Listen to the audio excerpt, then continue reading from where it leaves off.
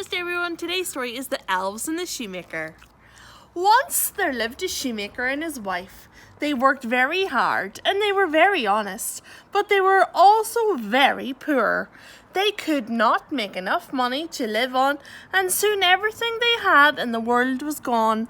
All they had left was just enough leather to make one pair of shoes. The poor shoemaker cut out the leather and laid it out, ready to make it into shoes early the next morning. "Tomorrow, when it is sunny, I will work on them," he told his wife. The good shoemaker said his prayers and lay down to sleep. Oh dear.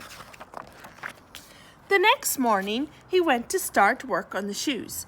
However, to his wonder, he saw the shoes sitting there on the table, already finished.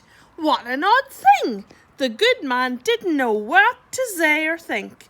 He looked at the workmanship on the shoes. They were so perfect, there was not a stitch wrong.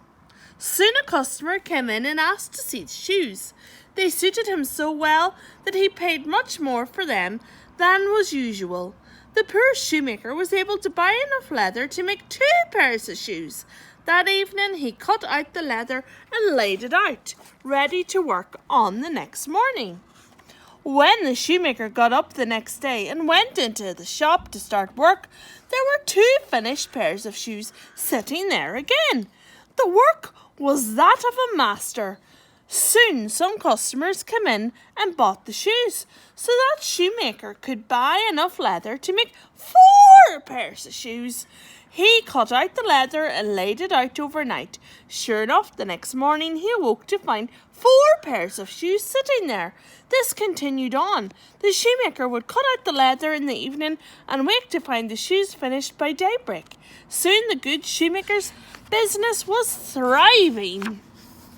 One evening in the winter, the shoemaker and his wife were sitting by the fire, talking together. The shoemaker said, "I should like to stay awake tonight and see who is it that comes and does my work for me." His wife thought that was an excellent idea. They lit the candle and then hid themselves behind a curtain in the corner of the room to see what would happen. Right on the stroke of midnight, 2 little elves, dressed in ragged clothes with bare feet, skipped in. They sat down on the bench and picked up the cut-out leather. Their little fingers flew as their needles stitched back and forth, and their little hammers rap-a-tap-tapped. "Poor fellows, they must be so cold," whispered the shoemaker's wife, and indeed they were shivering as they worked. Soon all the shoes sat ready on the bench. The 2 little elves skipped and danced around the room, and then they were gone. The next morning the shoemaker said to his wife, "I would so like to thank those good creatures for what they've done for us, but what can we do for them?" "Their clothes were so ragged and thin," said the shoemaker's wife. "I will make them a warm woolen jacket, a shirt, a waistcoat, and a pair of stockings and pantaloons each." The shoemaker was very pleased with this idea. "If you'll make them some clothes, I'll make them each a pair of shoes," he said.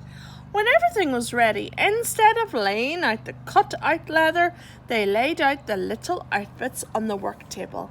Then the shoemaker and his wife hid behind the curtain to see what the little elves would do. At the stroke of midnight, the 2 elves skipped in. When they went to sit at the table, they saw the clothes and shoes lying there ready for them. They laughed and chuckled in delight and clapped their hands with joy. They dressed themselves in their new outfits and danced and capered about the room. As they danced, they sang, "Now we are so fine to see, no longer need we cobblers be." Then they skipped out the door. The good shoemaker and his wife never saw the 2 little elves again, but they lived long and happy lives, and good luck was with them always. The end. Bye, everybody.